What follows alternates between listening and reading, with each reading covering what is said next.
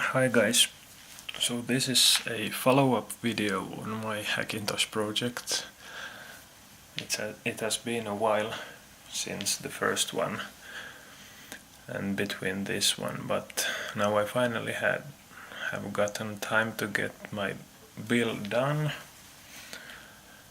And here you can see the side of it. So once again, this was the Silverstone SG09 case, a micro ATX case, pretty small form factor, but still ability to place kind of normal sized components in it, full size power supply if you need a 160 millimeters CPU cooler in height, and a full-size graphics card also supporting the pretty much almost every newest and latest graphic cards in their sizes. What I'm gonna do is maybe show exactly or how this build has been done. The cable management and hard drive placement maybe could be a bit better, but this works for me. It's kind of MacGyver stuff in some ways, but once I put the case on, it's out of sight, out of mind, so as long as it works and the airflow is pretty good, so that's fine for me. So here is a closer look at the case, or the insides of the case. So at the front we can see the XFX power supply, which is fully modular, and I've got it on so-called quiet mode, which means that the fan won't start spinning until it reaches 20% of its load, so it's totally passive, which is nice. And then we have the CPU cooler, the heatsink, the fan on it, and then the exhaust fan of the case. And the CPU cooler was once again the Thermal Rights Macho Revision A, and it has the original fan on it. It's a 140 millimeters TY140, and at the back we have the Noctua NFS 12B FLX fan. I have them both just set from the BIOS as in silent mode, but you could, if you would like, with some adapters, even lower the voltage of the fans and get them to spin really quietly. But I will see how the temperature does measure up, maybe after the turbo boost of the processor, so we shall see. But those are mainly the components, and you can see maybe a little bit of the cabling. Most of it is placed on top, at the top of the case, and not so much here under the heatsink, where we have the place for the graphics cards. And maybe you can see the two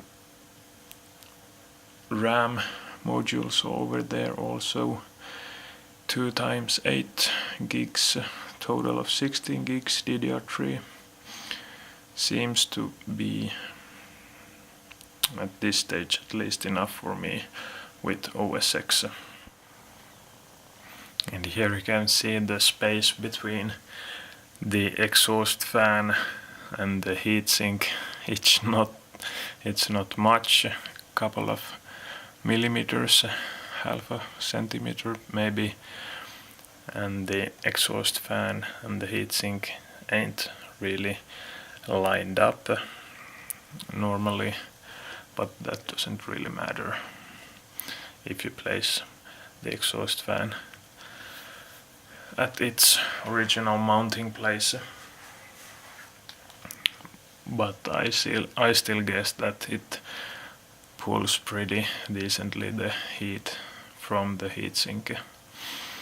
So just to keep in mind that there ain't that much space between them, but you can still fit this CPU cooler with at least a Noctua fan at the back inside of this case.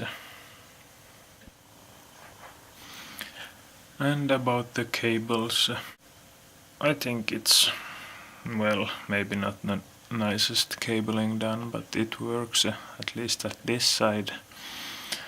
From the front you have just your usual USB and mic inputs and headphone jacks, and the basic power the motherboard needs, so kinda small amount of cables have to be used with this build.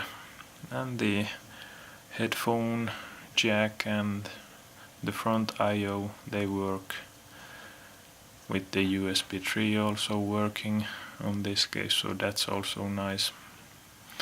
Sometimes you have situations where the headphone or the front I/O, the ports, doesn't really seem to work, but it's nice that it works with this build also. So here we have the back of the case showing us the fan, the place for power cord on top of the fan, and the rear I/O plate or inputs and outputs. So 2 USB 3s on the top, mouse and keyboard combo, 2 HDMI outputs. Those I haven't tried yet because I'm using the DVI port.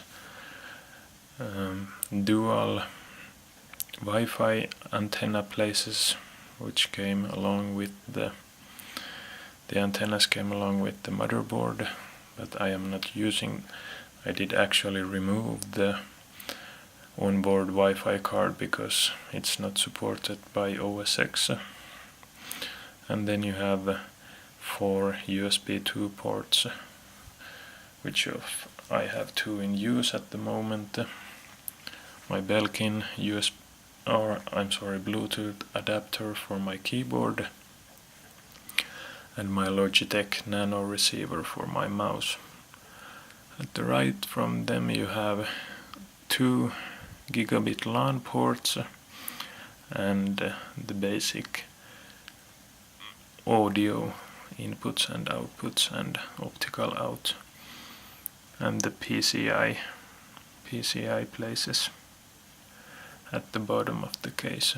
So you can actually, with the right CPU cooler, you can place an SLI configuration or crossfire, meaning 2 GPUs in this case. So for gamers that's really nice. But in my case, as you can see from this close-up hopefully, the CPU tower itself comes so much down that it's actually blocking. It comes on top of the PCI slot on my motherboard, so it's actually blocking me from using a GPU at the moment. Maybe I'll, when I see that I need a graphics card, maybe I'll change the CPU cooler to a closed water loop maybe, because they don't really take that much space on top of the CPU. So that's a solution. or then I'll get some MacGyver stuff and place the GPU at some of the lower ones, lower slots here, and then get a flexible cable, maybe, if that's possible. I'm really not sure yet, and connect it to my slot on the motherboard, which at the moment is now under the CPU cooler. I did not really do my research on this subject, so it's my fault. If I would have gone with a closed water loop, then I would not have this problem, but we shall see when I really need some GPU power, so that's maybe in the future. So here we have the other backside sort of the case. This is behind the motherboard, and between the case enclosure here we have the two of my SSDs, the Corsair at the bottom, which is the boot drive, and the Kingston on top of it, which is my third drive. And you can just see basically the cable management and the way that the SSDs are attached to the case. It's not the nicest one, but it will do for the moment. They are still going to be under the case enclosure, so you can't see them. And you got your basic cables which you need to power, and the SATA cables for the SSDs. Maybe if you would have the right plates to connect them, the SSDs, to the case itself, it would be even nicer, and you could maybe fit, or you can now fit also with some double-sided tape or something, some more hard drives to this side also, but that's maybe in the future. So for now this works pretty decent. And here we have the top view of the case. I've got my second Intel SSD on top here. It's in the place where normally you have the possibility to place an optical drive here, but I don't use a optical drive, so this is a okay place to just have your SSD, and maybe you can fit a other one here beside if you would need. And here you would normally have the big air penetrator fan which came with the case, but I did remove it because I really don't need that much cooling power at the moment, and the sound it might produce. So I'll just attach it or get another one, maybe a more silent one, when I need some more cooling.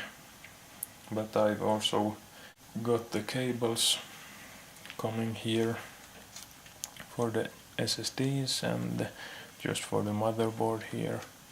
So it's a okay cable management at the moment, but you could really do it nicer if you would like, with some zip ties and that kind of stuff.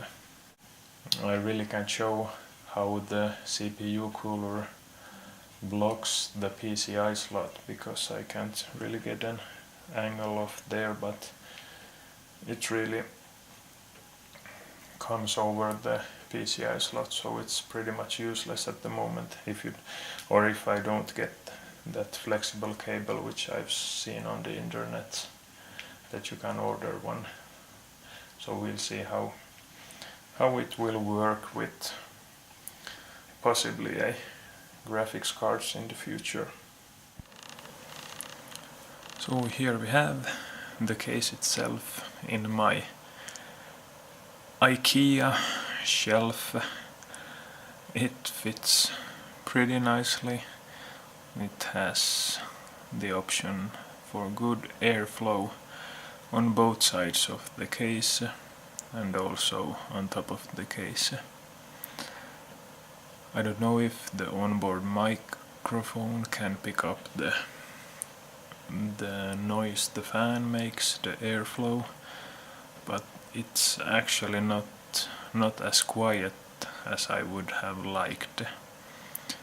Maybe we'll have to add that FLX adapter to the exhaust fan and see if it does quiet it down a bit. Or maybe it's just the CPU cooler's fan. Even on silent it produces some wind noise or airflow. But if you listen to some music or watch a movie, you really can't notice the sound. So it's okay.